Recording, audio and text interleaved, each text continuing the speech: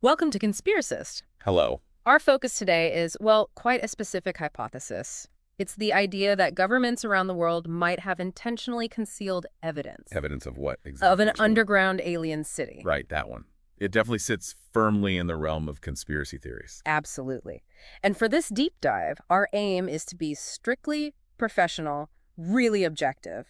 We want to evaluate the evidence or purported evidence and the reasoning behind these claims. And importantly, without any humor or just dismissing it out of hand, we're here to look at what's presented. Exactly. So, okay, let's start maybe with the foundation. These legends of vast underground civilizations, they seem core to this whole idea. They really are. It's striking how old some of these stories are, long before, modern conspiracies took shape. You see myths about extensive worlds right beneath our feet in many cultures. Like Agartha. That name comes up a lot. Agartha, yes. Okay. Often pictured as this huge, sprawling underground kingdom.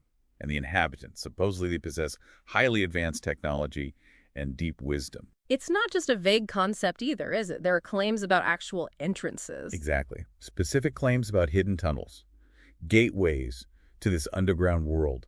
And they're supposedly located in really remote, hard-to-reach places. Like mountain ranges? Deserts? Even Antarctica features in some versions the most inaccessible spots, essentially. Which I suppose makes them harder to disprove. Well, yes. And it's not just ancient folklore. You had figures in, say, the 19th century, like the occultist Alexandre St. Yves d'Alvedre. Ah, okay. What was his angle? He actively promoted Agartha, believed it housed this enlightened race that was guiding humanity's spiritual paths from below. So this idea of a hidden, powerful society underground, Yeah. It has roots in certain esoteric traditions, too. Definitely. It makes you wonder about the enduring appeal of these subterranean narratives. It really does. Why this persistent fascination with what lies beneath, even though, mainstream science tends to classify these legends strictly as myth. The persistence itself is noteworthy. But then there's the flip side, the part where it gets tangible. We do build underground. Humans construct really significant structures beneath the surface. That's a crucial link, I think. The very existence of large-scale, real-world underground projects demonstrates that it's, feasible, possible to create habitable environments down there, at least for us. On a human scale, sure. You think about the engineering involved. It's immense. Ventilation, for one, air purification systems. Managing water, you'd need reservoirs, filtration, maybe tapping into aquifers. And power, sustainable energy. Geothermal seems like an obvious candidate, or sophisticated artificial lighting. These are all real problems that engineers have tackled and solved in various projects. And we have concrete examples, like the Cheyenne Mountain Complex in Colorado. A prime example. Dug deep inside a mountain, designed to survive major earthquakes, even direct attacks.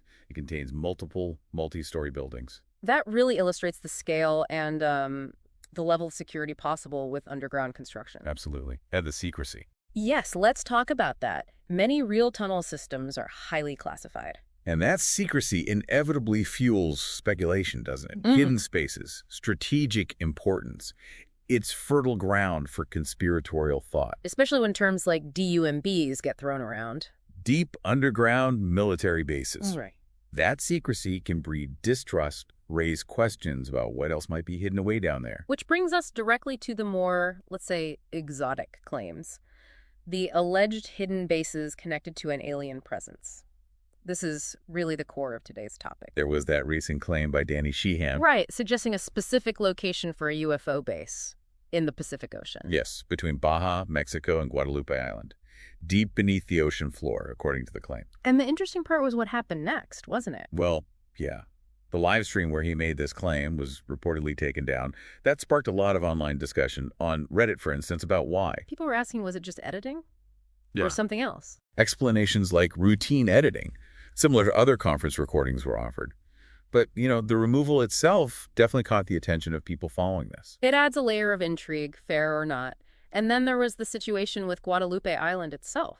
The Mexican government closing tourism activities there, including shark cage diving, I believe. Citing preservation reasons, which, for some observers, seemed convenient. For those already leaning towards the hidden base theory, it looked like another piece fitting into that narrative. Speculation, of course, but You see how these things connect in people's minds. It raises questions about how evidence is interpreted, too. I saw a Reddit post mentioning the supposed underwater base could be seen Ah, but how? through remote viewing. Right, which is a purported psychic ability, Hmm. perceiving things at a distance, unseen locations. So you have this contrast. A claim about a physical, tangible structure potentially being verified by something non-physical, non-scientific, like remote viewing. It highlights the very different standards of evidence at play within these discussions. Remote viewing operates on a completely different basis than, say, sonar data or physical exploration. That distinction is really important. We see something similar with claims about Egypt, don't we? The Hawara Pyramid. Yes, allegations of vast underground complexes beneath it, supposedly revealed by satellite LiDAR scans. Presented by the late Dr. Carmen Bolter. These claims, also discussed online, talked about multiple levels deep underground. But, and this is crucial, there's significant skepticism about those scans. Experts have questioned the interpretation, the technology's limitations for that kind of work. It really underscores the need to critically examine the methods behind these extraordinary claims. What were the specific doubts about the LiDAR, do you know? I believe it involved questions about depth, penetration, and whether the signals could genuinely represent complex structures so far down, or if they were artifacts or misinterpretations of geological layers. Okay. And then there's the Great Pyramid of Giza as well. Right. Similar claims. Another Reddit discussion mentioned huge structures, supposedly found 2 kilometers down, this time using SAR satellite scans. 2 kilometers? That's incredibly deep. It is. And again, the scientific community is largely skeptical. There's a lack of peer-reviewed publications supporting it. And experts doubt SAR technology can even image effectively at that depth through solid rock. That's the main technical objection. SAR signals, the radar pulses, just don't penetrate that deeply into dense materials like rock very well. Oh. The signal attenuates, it scatters. Getting a clear image from kilometers down is extremely challenging, if not impossible, with current tech. So interpreting faint signals as huge structures is problematic. Highly problematic without extensive independent verification using other methods, which seems to be missing here. It's interesting how these narratives sometimes seem to bypass that rigorous scientific process. There's even the idea that the pyramids themselves are built on, subterranean sockets of the earth. Right. It suggests a search for deeper, maybe more mystical or hidden explanations for these ancient wonders. And this ties into the whole Montauk Project conspiracy theory too, doesn't it? That often gets linked to secret underground facilities. It does. The Montauk theory involves alleged secret government experiments, time travel, psychological warfare, sometimes alien contacts supposedly conducted in hidden, often underground, locations. So it fits the pattern. If we circle back to confirmed government secrecy, Raven Rock is a good example, the underground Pentagon. Exactly. Reports suggest even local officials know very little about what goes on inside that highly secretive facility. So we have real-world proof of significant government operations being deliberately hidden from public view, even from other parts of the government. And that documented secrecy can create an environment where speculation about even more secret activities, perhaps involving aliens, as the hypothesis suggests, can seem plausible to some. It certainly fuels the imagination. Jodi Dean wrote about this in Aliens in America. Ah, yes, her book. She looked at how stories about alien abductions and government UFO cover-ups, especially big in the 90s, could actually be a way people express skepticism. Skepticism towards political authority, scientific institutions. Precisely. A way to voice distrust when maybe other avenues feel closed off. And this fits with some research findings, right, like from the Reboot Foundation. It does. They found correlations suggesting that lower levels of science knowledge and maybe weaker critical thinking skills can link to a higher likelihood of believing conspiracy theories. Their surveys showed people distrusting mainstream sources, universities, government, while being open to theories like water fluoridation conspiracies. That was one example, yes. It points to a broader pattern of distrust coexisting with belief in unofficial narratives. And interestingly, the people surveyed sometimes pointed to things like modern technology or flaws in the education system as reasons they felt critical thinking was lacking, potentially making people more susceptible. It's complex. And there's psychological research, too. Studies from Union College, for example, have identified certain traits sometimes associated with belief in conspiracies. Like what? Things like schizotypy, which involves certain eccentricities of thought and perception, also having a stronger belief that the world is a dangerous place, and something they called bullshit receptivity. Which means? Basically, a reduced ability or inclination to critically evaluate claims and spot nonsense or unfounded statements. So it's potentially a mix of psychological factors and distrust of established systems. That seems to be the picture emerging from research.